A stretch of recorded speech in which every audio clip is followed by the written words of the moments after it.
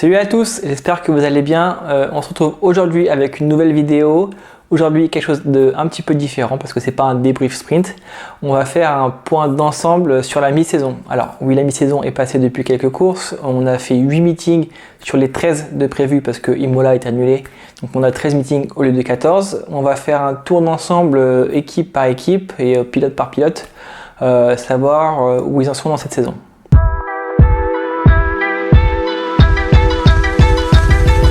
Faire ce tour d'ensemble des équipes et des pilotes, j'ai préparé un petit truc. Alors ça n'a aucune valeur façon de parler, mais j'ai fait un classement des qualifications. Alors en fait j'ai juste pris les qualifs depuis le début de saison et j'ai pris les 10 premiers et j'ai mis les points des courses comme en Formule 1 et en course principale en Formule 2. Donc 25 points pour le poleman, 18 pour le deuxième, 15, 10, 8, 6, 4, 2 et 1 jusqu'au 10e, et ceux qui sont en dehors du top 10, 0 points. Donc voici le classement uniquement des qualifications. C'est pas une surprise, je pense. On a un Victor Martins qui est donc le leader, façon de parler de mon championnat, avec 136 points, donc avec 3 pole positions. Donc déjà 3 pole positions, ça fait déjà 75 points d'acquis. On a un deuxième Théo Pourchère, donc avec 117 points. Alors je vais pas faire tout le classement, mais on voit en gros que les deux Hart sont les deux meilleurs au championnat des qualifs, ce qui est une chose assez rare parce que l'an dernier ils étaient un peu en retrait en qualification. Aujourd'hui ils sont les deux premiers en tête et assez largement. On retrouve aussi après derrière la deux lutte Hart Prema, donc avec les deux Prema de Oli Berman et de Fred Vesti qui se tatillonnent à 10 points d'écart entre les deux. Puis Ayumu Iwasa. Alors là, par exemple, sur les 5 leaders du championnat qualif, on a les 5 dans le désordre leaders au championnat pilote normal. C'est aussi un peu pour dire, même on est tous au courant que Victor Martins, il a loupé quelques courses dans la saison parce que avec des erreurs ou autres. Et ça prouve que Victor Martins c'est un pilote qui a du rythme. Donc là, si on parle du rythme sur un tour, c'est pas mal. Après il n'y a pas vraiment de surprise parce qu'on suit un peu ce qui s'est fait dans la saison. On voit à la fin que Correa, Novalak, Nissany et Benavides ont fait 0 top 10. Ça reflète un peu le classement de l'année. Alors on a un peu un Maury Cordel qui est 16e, qui lui en classement pilote il a marqué 0 points, donc il est dans les fonds du classement. On a un Arthur Leclerc 15e, Adjar 14e. On sait que les qualifs sont forts et en plus il y a eu beaucoup de poids cette saison. On a un peu un Richard Verschoor qui est en retrait 11e, et du coup, alors par exemple, un Richard Verschoor qui est 11e et qui est plutôt bien classé au niveau des pilotes, ça veut dire que Richard Verschoor est un homme très bon en course et il a surtout un très bon rythme de course.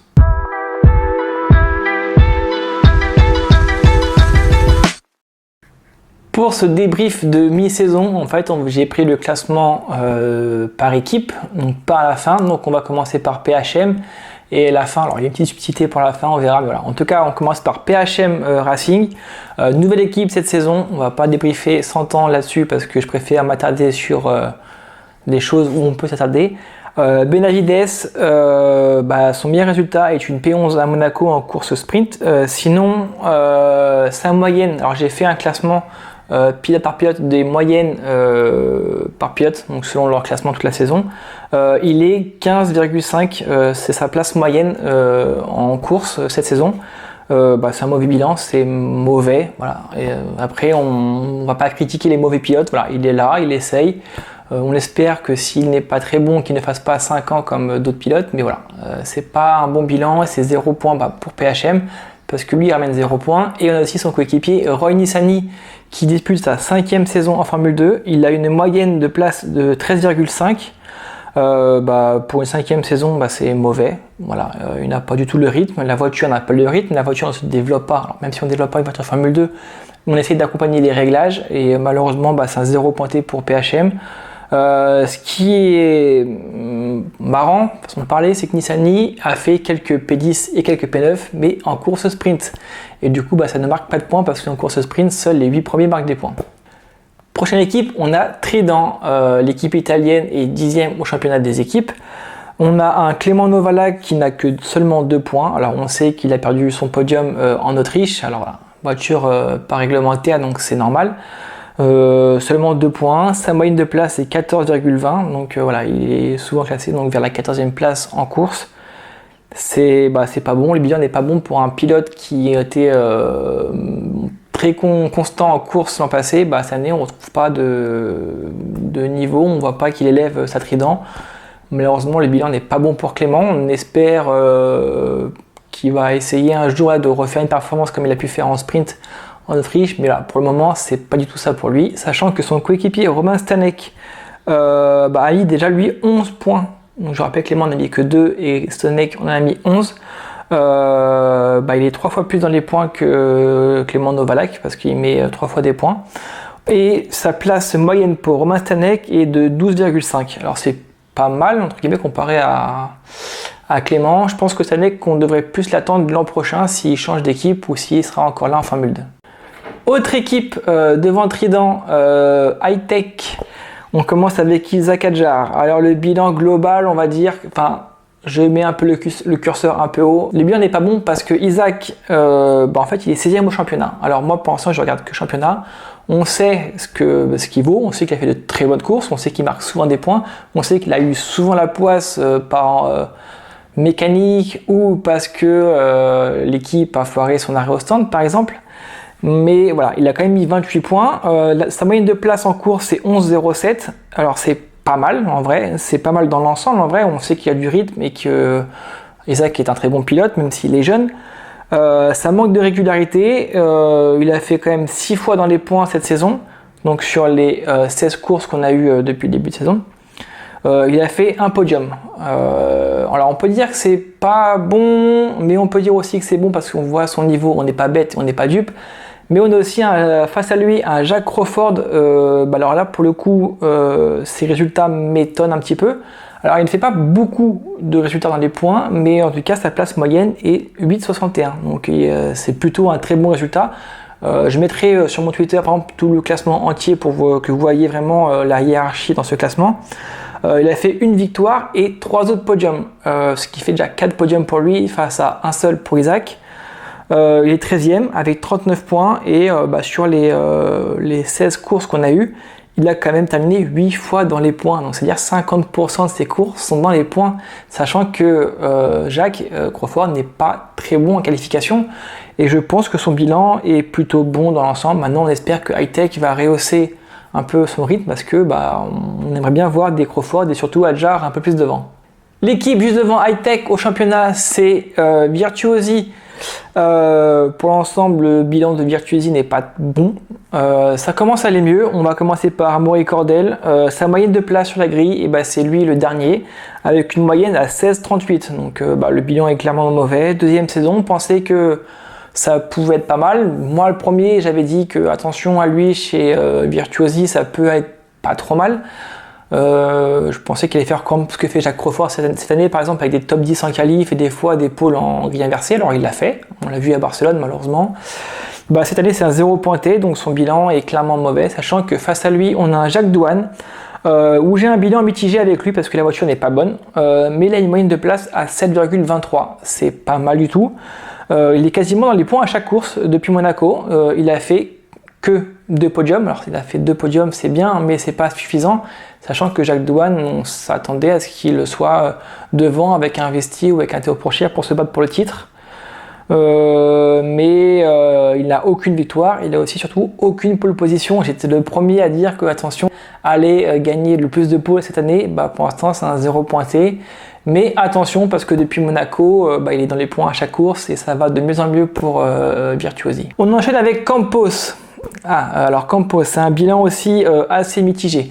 On commence avec Ralph Boschung où on a une sacrée descente aux enfers. Il met 3 fois des points d'affilée sur les 3 premières courses.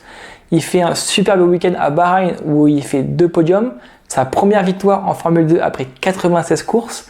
Il fait premier, deuxième et quatrième aux 3 premières courses. Et puis après, depuis, plus rien.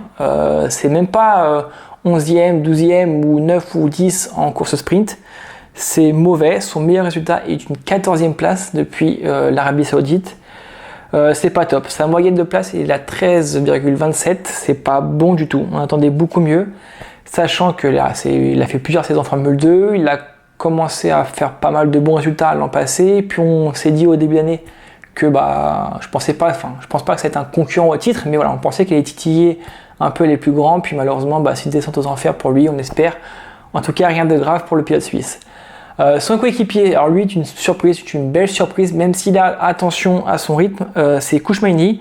11e au championnat avec une moyenne de place à 9,07, c'est vraiment pas mal du tout pour un rookie.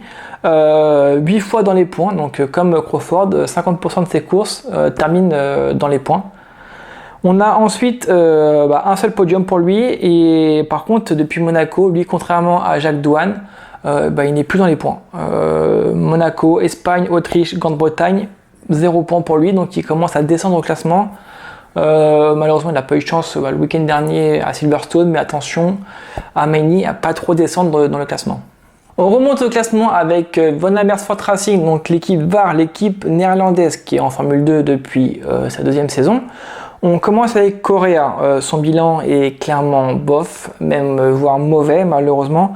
18e au championnat, il a une moyenne de place à 12,53, 4 fois dans les points. Il a fait une belle P4 en course sprint en Autriche, mais sinon c'est pas top.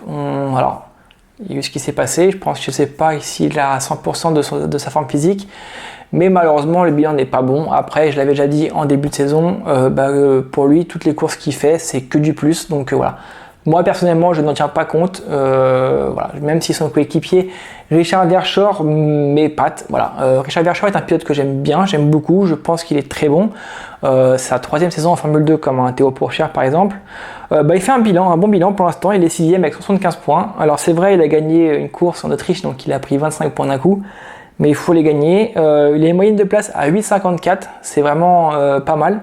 9 fois dans les points depuis le début de saison, et ce qui est marrant, c'est que sur les 9 fois dans les points, il a fait qu'un podium, sa victoire en Autriche, et les 8 autres fois c'est des points, donc c'est plutôt régulier, c'est plutôt un bon bilan dans une VAR. Donc on espère pour lui qu'il va pouvoir se battre dans le top 6, top 7 du championnat jusqu'à la fin de saison. On enchaîne avec les champions en titre MP Motorsport. Daruvala, 4e saison en Formule 2. 12e au classement, le bilan pour moi n'est pas bon parce que on avec une équipe championne en titre, donc on pensait que ça allait être pas mal pour MP Motorsport. Il a une moyenne de place à 9,38, c'est pas top. Il a fait 3 podiums, mais 7 fois dans les points, c'est pas mal, c'est une bonne moyenne, mais bon, pour un pilote qui est en 4e saison de Formule 2 et dans la meilleure équipe l'an passé, on entendait forcément mieux de lui. Sachant que son coéquipier Denis Heuger, c'est un bilan mitigé pour ma part, je suis désolé pour certains et certaines fans, mais c'est pas des bons résultats, c'est pas constant. Il est 10e au championnat avec 60 points, sa passe moyenne est 7,46, comme quoi il fait de très bons résultats, il fait de très bonnes remontées, il a un bon rythme de course sur certaines courses, mais la performance n'est pas forcément là à chaque course. Il est fini 9 fois dans les points et il a fait 2 podiums, et sur les 2 podiums il y avait surtout une victoire. Donc champion de F3 il y a 2 ans, je pensais que cette année il allait jouer le titre avec Théo Pourchaire et Vesti. Malheureusement c'est pas le cas pour le pilote norvégien. Bon, on commence à rentrer dans le sérieux avec l'équipe britannique Carlin. Zen Maloney est 9e avec 66 points. Les moyennes à 9,50 en place. Alors c'est pas top, c'est vrai, c'est un rookie. Il est assez loin dans ce classement d'ailleurs des moyennes. Il a fini que 6 fois dans les points. Mais sur les 6 fois fini dans les points, c'est 3 podiums et 3 fois en course principale. Donc 3 podiums en course principale, c'est minimum 15 points, donc c'est pas mal pour le pilote barbadien. Et depuis les autres fois où il est dans les points, c'est des 5e places. Donc ça marque de gros points quand il en marque. Malheureusement, Carlin a eu un peu de mal à démarrer, on l'a vu avec son coéquipier Fittipaldi. Mais attention à Zen Maloney, parce que quand Zen Maloney est en bonne forme, ça peut faire très très mal, et je pense que ça plaît pas mal à Red Bull. Son coéquipier est aussi un pilote du Red Bull Junior Team, Enzo Fittipaldi. Sa 2e saison complète, même s'il a fait 3 meetings l'année 2021. C'est 8e et 68 points, donc juste 2 points devant son coéquipier Zen Maloney. Par contre, il a une très bonne moyenne en termes de place. Il a une moyenne à 6,93. C'est clairement l'un des meilleurs de ce championnat. Il a fini 9 fois dans les points, donc comme un Jacques Crawford par exemple. Mais il fait 2 podiums, les 2 fois aussi en course principale, et il est en train de remonter la pente lui aussi. Mais pour l'instant c'est pas suffisant, mais voilà, attention à lui. Je pense que pour la fin de championnat, on va voir avec une belle lutte avec les principaux concurrents au titre. Ensuite, on enchaîne avec l'équipe française du Mans Dams. On commence avec un bilan avec Leclerc qui pour moi est un bilan mitigé parce que j'attendais pas vraiment Leclerc. Finalement, il a fait quand même pas mal de bonnes perfs cette saison. Malheureusement, les résultats qui en reflètent ne reflètent pas vraiment son niveau qu'il peut donner. Il est 14e au championnat avec seulement 39 points, mais il a une place moyenne à 9 piles, c'est plutôt pas mal. Il a terminé 8 fois dans les points et avec un seul podium en Australie. Il est souvent autour de la P9, P10, donc en course. Donc en course sprint, malheureusement, ça paye pas. En course principale, ça paye mais 2 ou 1 point, donc c'est pas top. Mais voilà, c'est vrai qu'il y a quand même pas mal de concurrence devant lui. Il est aussi rookie et au classement des rookies, il n'est pas forcément mal classé. Mais c'est pas top, sachant qu'on a Ayumu Iwasa qui est étincelant sans vraiment se montrer cette année. Il est 3e au championnat avec 111 points. Là, on commence à avoir des vrais stats. 11 fois dans les points en 16 courses. C'est un des pilotes les plus réguliers de la grille. On a une place moyenne à 7,07. Donc c'est un bon bilan. Il a fait que 4 podiums, mais il a fait 3 victoires. Donc sur les 4 podiums, il fait 3 victoires et c'est plutôt pas mal pour le pilote japonais. Par exemple, l'an dernier, après 8 meetings, c'était que 13e avec seulement 44 points et 2 podiums. Ayumu Iwasa est le meilleur pilote au championnat du Red Bull Junior Team. Donc voilà, on espère pour lui peut-être une FP1 si c'est pas Lawson qui les fait. Je pense pas que Lawson fera les 4, donc les 2 avec Red Bull et les 2 avec AlphaTauri. Donc on espère peut-être une FP1 pour le pilote japonais. Puis avec tout ce qui s'est passé avec le départ de De Vries et l'arrivée de Ricciardo, je pense que le pilote japonais a une bonne épingle à sortir du jeu. La prochaine équipe, on va parler de Prema. Alors pas Hart parce que Hart sont 2e au classement et Prema leader, mais je préfère faire Prema et terminer par Hart Grand Prix pour nos 2 Français. Le bilan est même très bon cette année. Prema a remonté la pente, sachant que l'an passé, Prema n'était pas très bon. On a un Oliverman qui est un rookie, meilleur rookie au championnat, à égalité avec Victor. 88 points tous les deux, donc lui il est 4e, Victor est 5e. Sa place moyenne est de 7,93, c'est pas mal. Sur les 13 dernières courses, il a fini 10 fois dans les points. Donc attention, il est en train de prendre confiance en lui, confiance en sa voiture. Ça peut faire très mal avec de très bons résultats. Il a déjà 3 victoires. Il a surtout fait un week-end à Bakou exceptionnel, comme on l'a rarement vu en Formule 2. Il a fait 2 victoires dans le même week-end avec une qualif où, je rappelle, le volant était comme ça. Exceptionnel, très bon début de saison. Il a encore un poil brouillon par moment, mais j'ai vraiment l'impression qu'il est en train de corriger ça et que il va commencer à titiller les pilotes qui sont devant lui, à savoir Iwasa, Vesti et Théo. On a Fred Vesti, leader au championnat. Alors je suis un peu étonné, voilà, je ne vais pas dire que je suis beaucoup étonné, mais un tout petit peu parce que je pensais qu'elle allait être un peu entre guillemets à la place de Iwasa, un point en retrait. Finalement pas du tout, il est leader avec 135 points, il a 4 victoires, 6 podiums, une pole à Monaco, 11 fois dans les points et il a une place moyenne à 5,07. C'est le leader dans mon championnat des places moyennes à 5,07. Très bon bilan, très constant. Malheureusement, à chaque fois, il marque pas des points. C'est un peu de la poisse ou pas de sa faute, comme on l'a pu le voir à Silverstone où il se fait rentrer dedans. Malheureusement, pas de points en course principale et en plus, il s'est arrêté au stand avant la safety car. Donc voilà, c'était un peu de la poisse pour lui. Bon bilan. Quand j'avais échangé avec Stéphane Guérin qui s'occupe de lui chez Mercedes, voilà, il m'a dit que c'est un pilote très très calme et entre guillemets, c'est ce qui me fait peur parce que je pense qu'il va pas perdre les pédales jusqu'à la fin de saison. Donc voilà, je pense qu'on va avoir une belle bataille avec Théo. En tout cas, c'est un pilote très propre, très bon pilote. On va sûrement le voir en FP1 avec Mercedes. Je suis très content de Vesti parce que c'est une bonne personne en plus. Donc attention à lui pour la lutte au titre de champion de Formule 2 cette année. On passe à l'équipe française Hart Grand Prix. On commence par Victor Martins. Victor Martins, c'est 5e au championnat, 88 points. Dieu merci, il met enfin des points en course principale. Il est sur une très bonne pente ascendante, le pilote français. C'est 6 podiums, comme Théo Pourchaire et comme Fred Vesti. Une seule victoire, mais tant entendu, et surtout en course principale à Silverstone. Donc ça fait beaucoup de bien. Il a fait meilleur tour, pole et la victoire sur ce week-end. En fait, Victor, c'est soit il met des points, soit il abandonne. Donc, alors c'est vrai qu'il y a des abandons un peu bêtes. Si on reprend un peu le calendrier de cette saison, à Bahreïn, c'est un peu de sa faute au départ. En Arabie Saoudite, voilà, il a un peu de pression, un coup de vent, il perd un peu les freins à l'arrière. L'Australie, à la relance, il rentre dans Denis Ruger. Azerbaïdjan, malheureusement, il est disqualifié d'une course principale où il met enfin des points à cause d'un fond plat pas réglementé pour quelques millimètres. Et depuis, ça va mieux parce qu'il met des points à chaque course depuis sa disqualification à Bakou. Donc comme quoi, Victor est sur une bonne pente ascendante. Comme j'ai dit, en fait, il a des meilleures stats que Berman, par exemple, sauf le nombre de victoires. Mais il a une place moyenne à 6,50, il est pas mal. Et c'est le pilote qui a la meilleure série actuellement parce qu'il a fini ses 8 dernières courses 8 fois dans les points, c'est le seul qui y arrive. Donc voilà, on a hâte de voir la Hongrie et Spa et on espère que la pause estivale ne va pas couper Victor dans son élan. Ensuite, parlons de Théo Pourchaire. Alors j'essaie de pas trop m'attarder dessus parce qu'on va me dire que c'est mon préféré, etc. Mais pour sur le débrief, il faut que je sois très neutre. En tout cas, cette année, c'est deuxième au championnat. Il n'a que 6 points de retard. Merci pour son week-end à Silverstone parce que sinon on aurait pu s'inquiéter pour lui. Malheureusement, comme j'ai dit dans le débrief, il reprend des points d'une façon dont je suis pas trop fan parce que Vesti doit abandonner.